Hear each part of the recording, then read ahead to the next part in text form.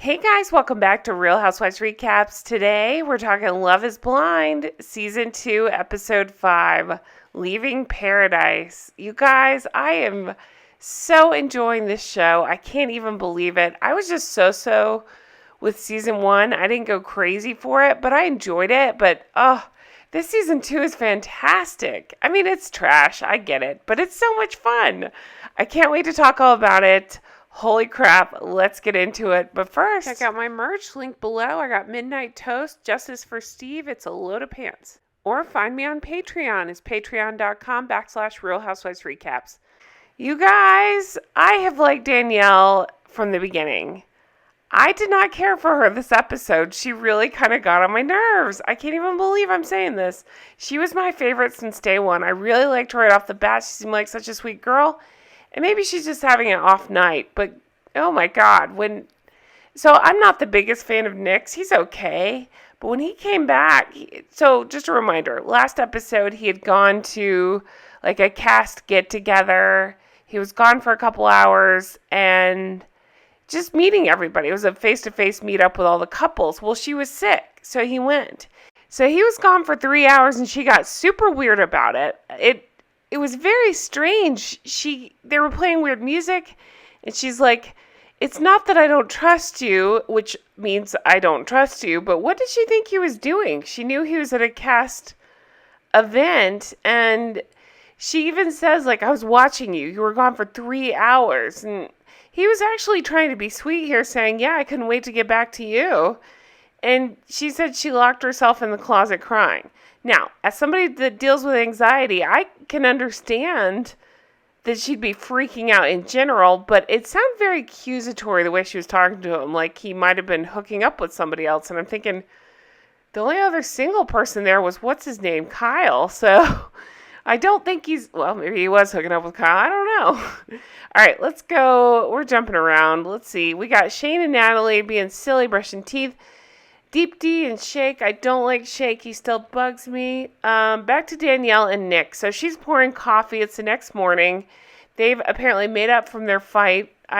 She kind of is like, yes, sorry about that. Last night got derailed. And she's saying her heart wants to forgive him. I just didn't quite follow why she could be upset with him. It just doesn't make sense. Whatever. They make up. Everything's fine. They're saying, he basically says, listen, had he not been through this whole process with her, that would have been grounds for dumping. But he's going to stick it out. Okay, great. So we see them kissing on the beach. I'm sure they'll work out perfectly. No problems, right? Okay, Salvador. I really like Salvador every time I see him. Now, here's where this episode bothered me. The last episode, we left off on Mallory talking to Jared, and they were like talking, right? And kind of, I don't know, I feel like they want to get with each other. And Salvador and Ayanna just kind of had to watch on as they talked, right? So I thought that was kind of a cliffhanger. And then we pick up this episode, and not until later, it's not really addressed. It's very weird, the ordering of this particular episode. I like the series. This episode kind of bothered me because it could have been so much more interesting in the way they took it out of chronological order almost by not addressing the stuff going down with Mallory. So it just didn't make a whole lot of sense. But they're calling themselves lucky. They're kissing. It feels like everything is going well. I will tell you something funny. My husband Jay walked in. He has not seen any of this show yet. He sees them talking and he's like, I don't think she's that into him. And I just had to laugh. And I said, yeah, you're exactly right. Okay, so we go to Ayanna and Jared. And so, again, he was kind of flirting with Mallory last episode. Ayanna seems like she's kind of pissed about it, but won't bring it specifically up. It's more talking about general deal breakers. She says she's got boundary issues. She doesn't like the idea of him being friends with exes. I don't know. I know that's a slippery slope, but I don't see what the big deal is. As long as they know you're in a relationship and nobody's crossing any boundaries, who cares? Like, he was making a good point. Like, why wouldn't you be friends with an ex? Why does it have to end so awfully? And I just think it's sign of a healthy adult relationship. I mean, I don't know. I don't think it's that big deal to be friends with an ex. He brought up a good point about maybe you'll need a favor from them in the future. Maybe it's just nice to be friends. And she just did not want to hear that. Shake and Deep T, again, I don't like him. And it's only because he's so superficial. He's still saying things like, I'm not attracted to her. It's like he finds every different way to say I'm not attracted to her. We hear him talking himself into this, saying, hey, we have a good connection. It's fun to do things like this, but I'm not attracted to her. And I keep thinking, God, even if they worked out, could you imagine watching this show back afterwards thinking, oh, what a dick. You know, like he said all these terrible things. So then I didn't take too many pictures of this. The group meets up. They play volleyball. I literally wrote in my notes, Top Gun montage, because the guys are playing volleyball. They're laughing. Now, I gotta say, Shayne, I have made a lot of fun of this entire series, and I still will. I liked him better this episode. I actually really dug his personality. I liked him at volleyball. I like seeing him goof around with Jared. Right here, he's making me laugh. They're doing romantic things in the ocean, and it's just cracking me up. And I don't know. I think Natalie is just kind of a stick in the mud a little bit. She just has a different personality than him, and she's a little bit... All I can think of is Debbie Downer. You know, a little bit of a Debbie Downer. So, I don't know about that. Okay, Mallory and Natalie, they're talking... lots of stuff going on here. Shake is... Oh, he puts Natalie up on his shoulders. It's so weird. Shake must have some weird fetish about putting women on his shoulders because that's literally all he can talk about. It's so weird. Oh, even after that, when Natalie's on the shoulders, Nick says in the side, you can hear it. He says something like, no one ever thought that was possible. That's not what you want your fiance to say about putting you on their shoulders. So a lot of different people talking. Shake is still telling anybody who'll listen that he's not into Deep T. Deep T is saying she is into Shake and what a strong connection they have. And I just want to shake her and say, you're too good for him. Run away. He's a jackass. You can do better. Leave him. And I feel like if she did leave him, then he would be attracted to her. It's because she's so nice and there for him that he's not into her. It's the strangest, game playing you've ever seen. I kind of liked Shayne better this episode. He says something really funny later that we will get to. But Deep D is going on about how much she likes Shake. Okay, so they're at dinner. They're having tacos. He's telling her about opening his business. And I feel like he's looking for an excuse of why he's about to start pulling away from her. It's because they're going back to the real world. Well, kind of. They're going to go back and live in apartments and stuff and make this thing work and see how they're going to do. And I feel like he's just giving out a million excuses why he's going to pull back. Because he's just not that into her. And that's okay. She can do better. But he's still trying to convince himself that they're good for each other. And that she should, I don't know. He says, I've never looked for anybody like her. But, I should probably try her. It's just really strange. They cheers to the new chapter. And again, I'm just not a fan of his.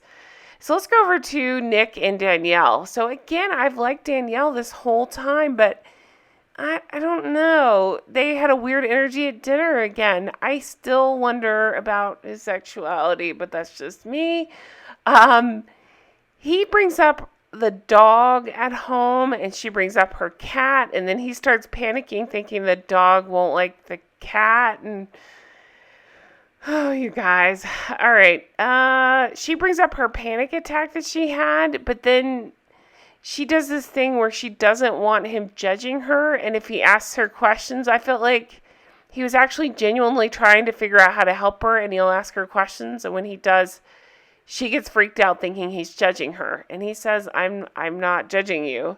P.S. Okay. I've mentioned before, I'm a wrestling fan. I kept thinking, who does this girl look like? Who does she look like? You guys, I figured it out. She kind of looks like Paige from WWE. If you don't know who she is, she's a wrestler. It doesn't matter. She's not... she's kind of with WWE. She's not really on screen much right now. But yeah, that's who she looks like. It is funny. She just keeps saying, I'm scared you're going to think this is how I'm going to act the rest of our lives. It's not. It's not how I act. She says that a lot.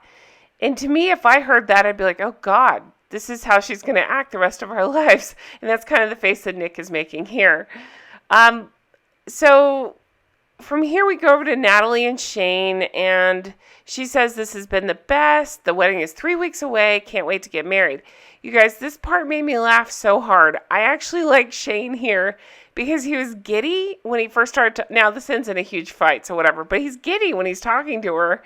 And he's talking about taking her back home. And he says, will you wear that dress to meet my mom? And she says, why would I wear this dress to meet your mom? And he says, because it's sexy.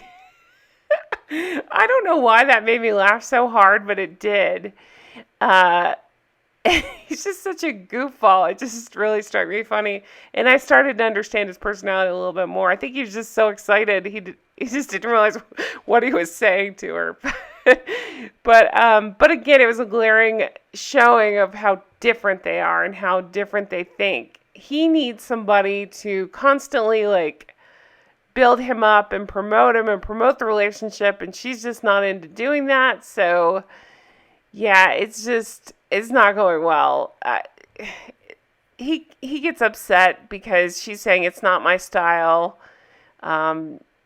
I won't brag about this relationship, and that's all he wants. And so she says she's shutting down. He's like, fuck it. And he literally says that. He gets up and he walks away. So yeah, it's not good. I mean, if you don't have anything right to build if you haven't built up the relationship, the first time you argue, it's easy just to say peace out. After you've been with somebody for a long time, then it's not that easy to throw up your hands at things. So I don't know. I think it's a fundamental flaw of the show, but maybe I'm overthinking it. So when he gets up and walks out, we get a flash to Chicago, Illinois, and you guys, it's Shayna. I'm honestly surprised she's back on our TV screens. I just can't care about her, right? She seems very superficial. I mean, this resting duck lip thing is just awful. She meets up with Kyle. I really like Kyle. I think he's a nice guy. She's clearly not the least bit into him or attracted to him. He's asking her about the ring, and she's like, nope.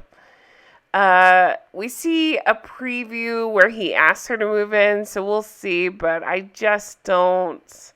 This isn't going anywhere. What are we doing? Why is she on our TV screens? To me, it's just a way for the producers to bring her back, so we'll have somebody to dislike, and so that way also she'll get a chance to be around Shane. So I don't know. I actually feel really bad for Kyle. I feel like he'll be one of those.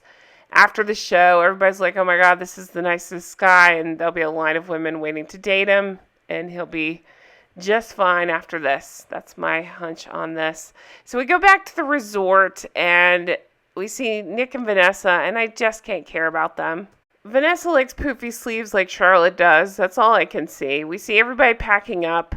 They're getting ready to go back to Chicago. So they're all from the Chicago area. And they're going to be packing up and living in these apartments. It's not their apartment. It's this new apartments. I think that's the deal. They go live there for a while, and then eventually they end up at, I don't know, one of the partners' houses, that sort of thing, depending on what they want to do. But, yeah, they said they're basically being thrown back into reality, and I say, it's not actually reality quite yet. We'll see what happens there. But we do see a flash of Danielle on the phone with her mom, and she gets to talk to Nick. They're getting their devices back. They have 3 weeks until their wedding, 21 days till I do's. We get to see the apartments that they're going to live in, and then we get this weird scene with Mallory and Salvador. So again, weird stuff going on there, right? She's checking work email. He says something's been on his mind. Let's talk.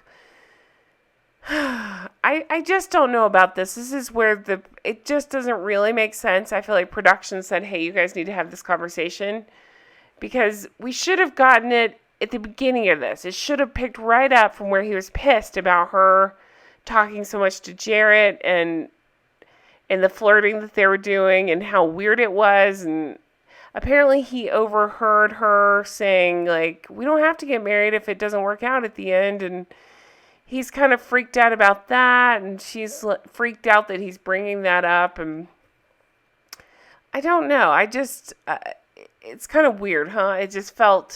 To me, it felt completely out of place because, again, Why not have that conversation right there, like right after it went down at the meetup? It just doesn't make sense here. Why fly all the way back to Chicago to have this conversation? So I do feel like this one was, I don't know, staged. And by the way, boy, do the producers like these gold goblets, because they traveled all the way back from Mexico with them. So that's all I noticed in every scene. They have these gold goblets. Like, they must have some deal with Home Goods or something, because that's all they can hold or like gesture with. But I don't know about this. I liked him until this scene. This scene, he bugged me a little bit, but honestly, so did she. So we'll see what happens there. We get a flash of coming up. Nick is yelling, "I'm not fucking around." We don't know what he's yelling about, so we'll see. Ayanna wants to know who Jared's who he's prioritizing. Salvador and Mallory are kissing, which means they're probably not happy if they're going to show a happy moment. Natalie's parents are not happy. Shake's being a jackass. What else is new? It's Shayna and Shayne talking. I can't even imagine how that's going to go. That was a weird standoff. I tried to watch this part twice because I didn't understand. I think she's still hurt about him not picking her. It was a very weird scene. I'm curious to see what happens. And then lots of weddings. Lots of unhappy weddings. That at least what it appears to be. So, yeah, this is episode 5. I believe 4 more are coming. I don't know. I think Friday, maybe? I'm not really sure. I don't know what day this will go up versus when they come out, but they'll go up soon. And as soon as they do, you better believe I'll be covering those. And then the last episode goes up the week after that. So I'm going to stick with it. I'm super into this show. I'm really enjoying it. I want to see what the heck happens. I really want to know, like, what happened to the other people in the pods? Did they just not find love? Did they not have interesting stories? Like, they kept showing them in the background.